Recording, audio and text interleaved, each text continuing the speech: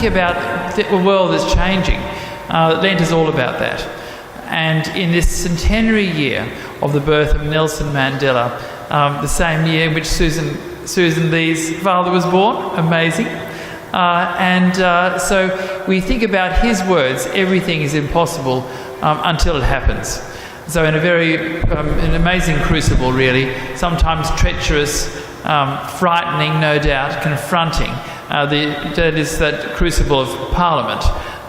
From that particular perspective, we welcome Sussan Ley today. Would you please welcome her? Thank you. Thank you. Thank you very much, Father Peter. This is the third Lenten lecture that I've given at St Matthew's, and I feel very honoured to join the illustrious speakers that have come before me and come after me. I always say to Father Peter, how do you do it? How do you bring these people to Albury? I'm not including myself, I only live up the road. But we have had we have been privileged to hear from some really, really interesting Australians. And it's been a year since I spoke to you, and at that stage I was just coming out of a pretty difficult situation politically and personally when it came to Parliament. And I just note in passing, this was actually the first occasion that I spoke about it. And to speak to such a friendly and welcoming audience, although you don't really feel like an audience, was quite special. So I thank you for that, and I can't believe another year has passed. I'm delighted today to speak on the theme that's been chosen for Lent, Impossible Until It's Done. And I'd like to reflect on three different individuals through the course of history. And I think their life circumstances show that they overcome intolerance, they've advanced the impossible, and they've achieved grace. One of them you will know very well, one of them you may not know, and one of them I'm sure you won't have heard of at all. Of course, it is 100 years since the birth of Nelson Mandela. He was a South African anti-apartheid revolutionary and political leader. He was the country's first black head of state, and he led a government focused on dismantling the legacy of apartheid by tackling racism and fostering reconciliation. Mandela is best known for the 27 years that he spent in prison, 18 years on Robben Island, much of that time in solitary confinement. He was imprisoned in a damp concrete cell, measuring 8 feet by 7 feet, with a straw mat on which to sleep. Verbally and physically harassed by several white prison wardens, he spent his days breaking rocks into gravel, with the glare from the lime quarry permanently damaging his eyesight. At night, he worked on his law degree by correspondence with a London university. He was released in 1990. He negotiated an end to apartheid and organised the 1994 general election, in which he led the African National Congress to victory and became president. Towards the end of his life, he became an elder statesman and focused on combating poverty and HIV/AIDS through the charitable Nelson Mandela Foundation.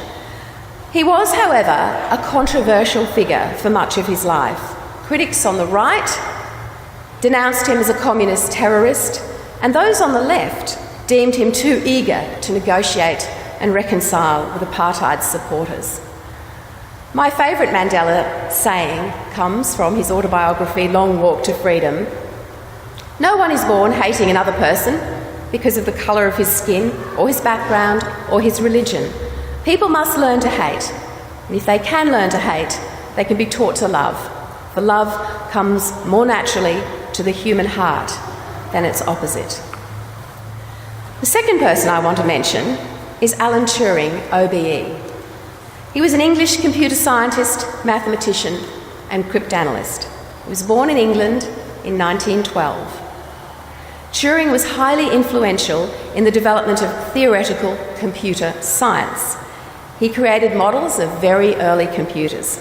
He's widely considered to be the father of computer science and artificial intelligence. During the Second World War, Turing worked for the Government Code and Cipher School, and for a time he led the section which was responsible for German naval cryptanalysts. Here he led the work of breaking the German ciphers, including cracking the famous German Enigma code, thus intercepting messages that enabled the Allies to defeat the Nazis in the battle for the Atlantic. In doing so, he helped win the war. It has been estimated that his work shortened the war in Europe by more than 2 years and saved over 14 million lives. Turing was a homosexual at a time when homosexuality was criminal in the UK. He was prosecuted in 1952 for what the law described as gross indecency. He accepted chemical castration treatment as an alternative for going to prison. He died in 1954, 16 days before his 42nd birthday, from cyanide poisoning. An inquest determined his death as suicide.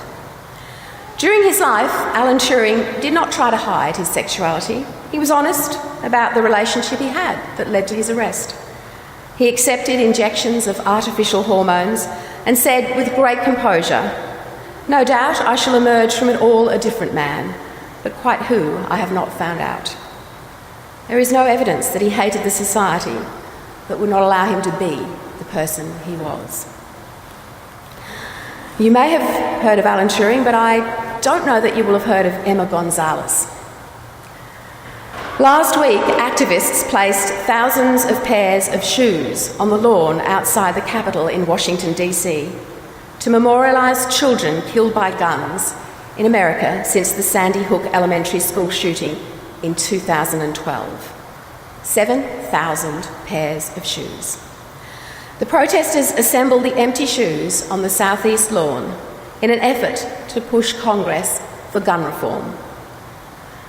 The tribute follows nationwide outcries over the shooting at Marjorie Stoneham Douglas High School in Parkland, Florida last month, where former student Nicholas Cruz, 19, killed 17 people with an AR-15 assault rifle.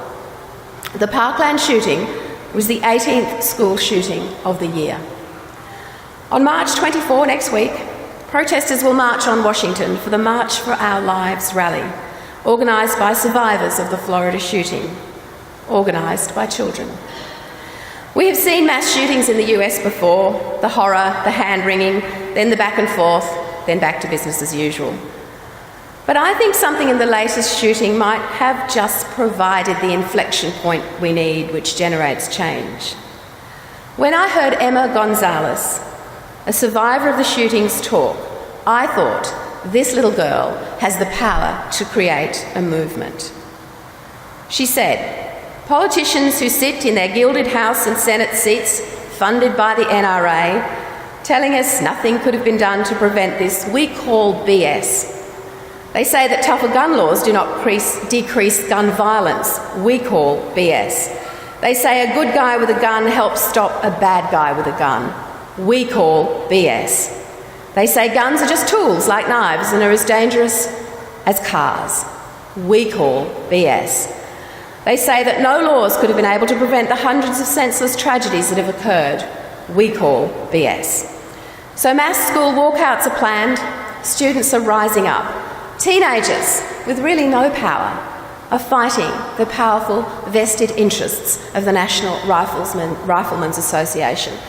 And I'm happy to say, as an avid social media user, that Emma Gonzalez has 1.2 million followers on Twitter and the National Riflemen's Association has 630,000. But if you look at the material the NRA provides, it's slick, it's glossy, it's expensive. If you look at Emma Gonzalez, she's a little Hispanic girl with a shaven head and piercings on her face. She's probably 16 or 17, but she looks about 12. And I believe that she has the power to really start a movement for change. So if we come back to our theme for today, impossible until it's done, and the examples of people through history overcoming intolerance, advancing the impossible and achieving grace, there is, I think, real optimism. Because if it's impossible until it's done, it does get done. And it will get done. And who could imagine that in 2 generations, Australia's attitude to people like Alan Turing, in fact, most of the world's attitude, not all of it, would have changed so dramatically. I was in Hay a few weeks ago for the first Hay Gay Mardi Gras. And it was an interesting experience. But the best part of the weekend for me was some fellas in the front bar of the Riverina Hotel saying, well, we thought about putting a float in the parade that said, we voted no, but we're okay with it now. And what that told me is that the change has started. Who would have thought in the era in which Nelson Mandela was born as a black man in South Africa that he could lead the nation and that he could be one of the most well-known figures in the world? And I hope when we look back on this period of time, who will think that a little girl called Emma Gonzalez could begin a movement for change in a country so strange and unreal to us as the United States when it comes to the issue of the right of someone to carry a gun. So thank you for listening to me today. Thank you again for the privilege of addressing you. The Gospel of St. Matthew says, with people, this is impossible, but with God, all things are possible.